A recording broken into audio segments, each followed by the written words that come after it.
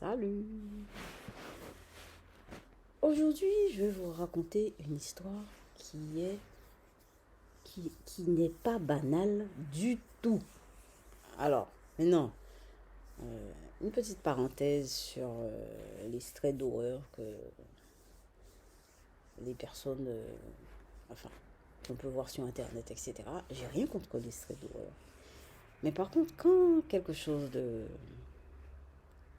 d'étrange vous arrive, mais réellement dans votre vie, mais dans le profond de votre vie, là, eh bien, on peut flipper. Je vais vous raconter quelque chose qui nous est arrivé, mon fils et moi, ce matin. Aujourd'hui, ce matin. Il y a peut-être 2 heures de ça. Alors, l'histoire commence plus tôt que ça. Donc, je vous ai déjà dit que je suis médium et que, bon, j'ai découvert ça vraiment, bon, à force, hein, parce que je ne voulais pas comprendre. Enfin, bref, chacun voit midi à sa porte. Il ne faut pas croire au médium. Moi, personnellement, moi, je vous dis, ne croyez pas. C'est pas ça. Le but, c'est pas de croire au médium. Moi, c'est pas ce qui m'est arrivé. Le but, c'est-à-dire qu'il y a des choses qui se passaient dans ma vie que je ne comprenais pas et que j'étais obligée de m'arrêter à un moment donné parce que je ne pouvais plus vivre. Donc, il fallait s'arrêter pour écouter, voir, comprendre. Et voilà. Il y a des moments, des choses vous arrivent dans votre... Même si vous n'écoutez pas, sur des années, hein, ça peut prendre 30 ans, 40 ans.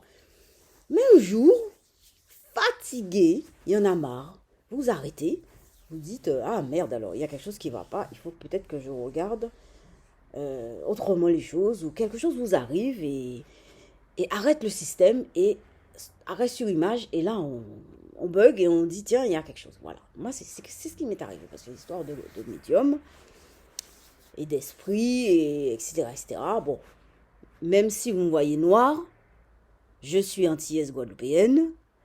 Vous devez penser que dans mon histoire, effectivement, les esprits prennent une place importante, etc. Tout ce qui est paranormal, les liens. Pas forcément. Pas forcément, parce que moi j'ai fait des études, je me suis toujours cantonnée à tout ce qui est A plus B égale C, et encore on ne sait pas. Enfin bref, pour vous dire que c'est la voix des esprits, c'était pas mon truc du tout. Et tout ce que je vivais, alors là, faire le lien avec les esprits, la médiumnité, alors là, je vous assure que c'était pas mon truc. Mais là, j'ai 56 ans, ça fait peut-être juste une petite année que on m'a arrêté. On a arrêté le mécanisme et voilà, j'étais obligée de me poser plein de questions. Et pourquoi je suis arrivée à la médiumnité? Pourquoi c'était pas autre chose? Parce que c'est une voie que j'explore. Voilà, j'explore cette voie et voilà, je suis dedans. Et bon, ça peut être autre chose, hein. Peut-être que je suis une extraterrestre. Bon, mais j'ai pas encore, je suis pas entrée dans cette voie pour l'explorer. Là, je suis dans le voie de la médiumnité, donc je vous dis que je suis médium. Pour l'instant, j'ai la cape de médium ou le chapeau de médium, vous voyez, comme vous voulez, hein, l'habit de médium, enfin bref. En fait, je suis sur la voie pour comprendre, pour me poser des questions. En fait, je me pose des questions. Voilà. Et je vis des choses régulièrement que je poste sur Internet. Nous avons créé, mon fils et moi, ces chaînes pour justement que je puisse parler de ce que je vis. Parce que qui c'est qui peut m'écouter? Encore ce que je vais vous raconter là, bon, c'est pas extraordinaire, mais ça quand même pose des questions. Alors, bon, ce matin, je me réveille vers... j'ouvre les yeux vers 7h30 du matin. Je vous ai dit, j'ai régulièrement des visions. Alors, j'ai des visions. Hein. Alors, les visions, c'est... enfin, ce que j'appelle vision, c'est que je capte les émotions qui sont dans l'air et ça me donne une image, positive ou négative, mais bon, ça ne bouffe pas toute ma vie, toute mon existence, hein, mais ça me marque quand même à un moment donné, je me dis qu'est-ce que c'est, etc. Mais sans plus. Alors, ce matin, j'ouvre les yeux et je vois dans ma chambre un personnage... c'est un Antillais, hein, un personnage, enfin je dis Antillais, quelqu'un de noir, mais c'est pas quelqu'un de néfaste, ni plus ni moins. Bon, je le vois comme ça, il était peut-être de petite taille, et voilà, posé là dans la chambre. Bon, peut-être assis, peut-être debout, enfin petite taille en fait.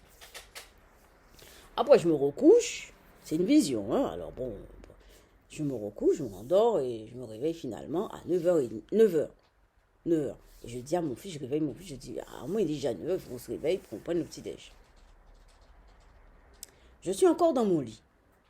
Ah oui, alors, chose importante.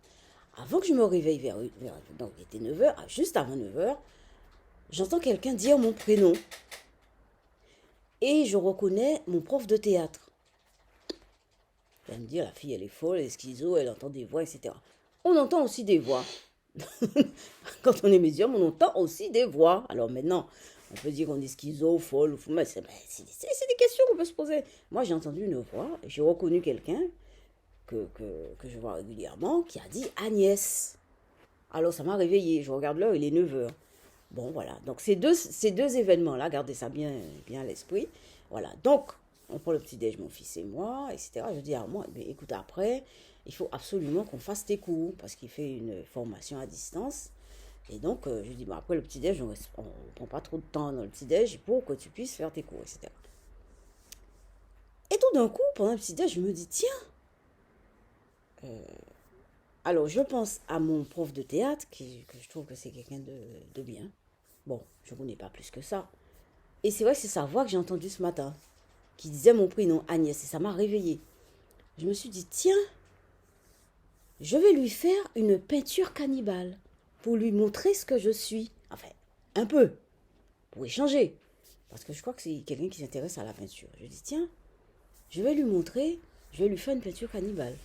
Alors, ce que j'appelle, c'est le nom de ma peinture. Hein. Pourquoi cannibale? Parce que c'est une peinture que je peux faire n'importe où et qui capte l'environnement de là où ça se passe. C'est-à-dire, si je peins dans une ville, eh bien, il y aura la trace d'une ville, il y aura quelque chose de la ville. Si je peins dans un champ, il y aura quelque chose du champ. Enfin bref, ça capte, je dis cannibale, ça attrape quelque chose et ça montre quelque chose dans la peinture. Voilà, c'est pour ça cannibale.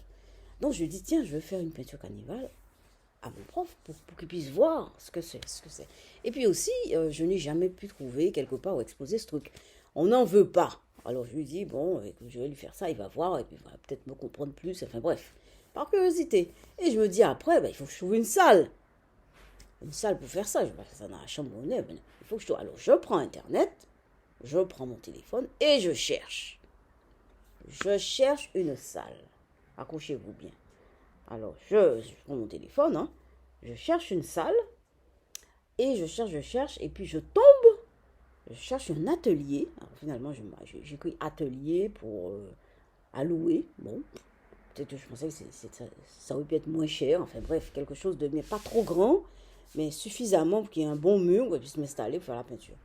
Et je tombe sur ceci.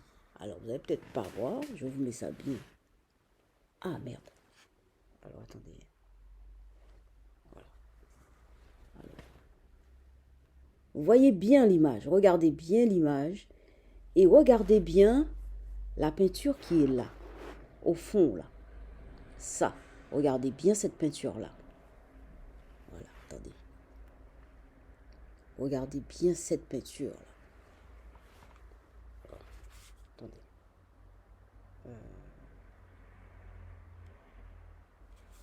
Plus grand.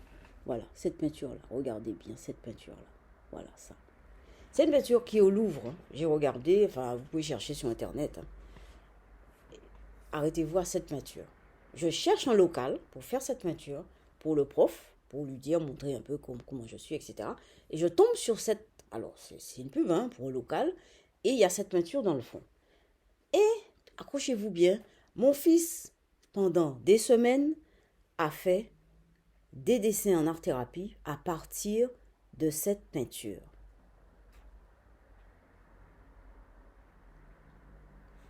Vous voyez ça? Alors, là, on se dit, qu'est-ce que ça veut dire? Bon, pour moi, mon fils me dit, ouais, lui, mon fils, il est très esprit, etc.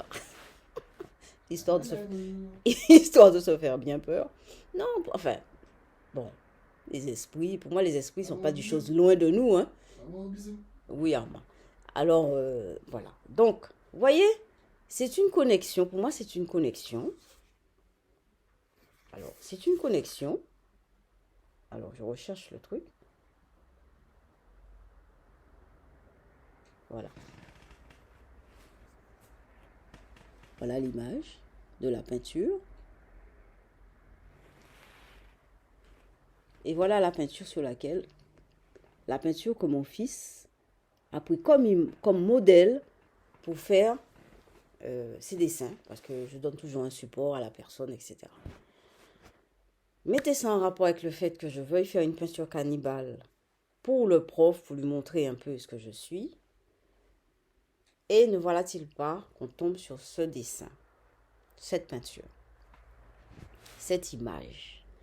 Et on parlait d'image. Ne voilà-t-il pas que j'ai entendu sa voix ce matin m'appeler? Ne voilà-t-il pas que j'ai eu une vision ce matin d'une personne qui se trouvait dans la chambre? Alors la vision, la voix, le désir de faire la peinture, la recherche du local que je retrouve avec l'image que mon fils a utilisée pendant des semaines pour faire la thérapie, pour faire les peintures, et la peinture en réalité, enfin, pas en réalité, puisque je ne l'ai pas, c'est une peinture qui se trouve à Louvre, au Louvre, hein, au Louvre. Donc moi, je ne l'ai pas, j'ai juste une image. Et ne voilà-t-il pas que je travaille sur l'image?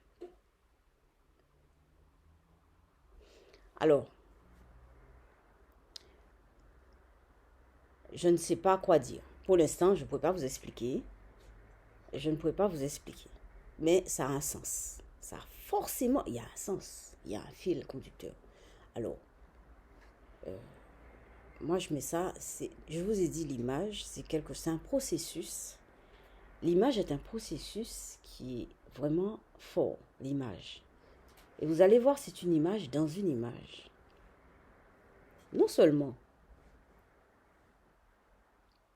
mon fils a travaillé pendant des semaines à faire des dessins par rapport à cette image, donc il l'a inclus en lui. Et cette image est dans notre vie, ça c'est un livre, c'est mon livre, hein, Marie Scondé. Et ne voit-il pas, je cherche, je vois, voilà, que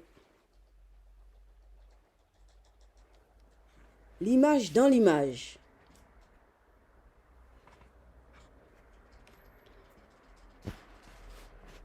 Je ne sais plus quoi dire, je ne sais pas quoi dire. En fait, je voulais vous faire vivre ce que j'ai vécu ce matin avec mon fils. Et voilà. Et c'est pour ça, en fait, vous savez un truc. Quel que soit ce qui vous arrive dans cette existence-là où on est, quand je dis existence, ça veut dire la vie, ce qu'on appelle la vie. N'y mettez jamais des choses négatives. C'est vrai, on peut se faire agresser, même tuer. Instinctivement, on a toujours des choses négatives qui nous viennent. Forcément, moi, c'est pareil. Moi, premièrement. On peut se corriger. Ok? On peut se corriger. Voyez le verre toujours à moitié plein. Il est à moitié plein et progressivement, il va se remplir. Voyez? La force de l'image. Mais derrière ça, il y a beaucoup de construction, je vous ai dit. Hein. Tous les jours, en fait, je poste des vidéos, voir l'évolution, voir ce qu'il fait, les petits bons, les bons à différents niveaux. Il y a des bons qui se font des liens. Vous voyez, ça, c'est un lien. Ça, c'est un lien. Moi, je trouve ça énorme. Je ne saurais pas vous expliquer tout de suite. La vidéo, elle est archi longue. Elle est 13 minutes déjà, 14 minutes. Bon, on va s'arrêter là. Et ben, bon courage. Et puis, à bientôt. On va se revoir de toute façon. À plus.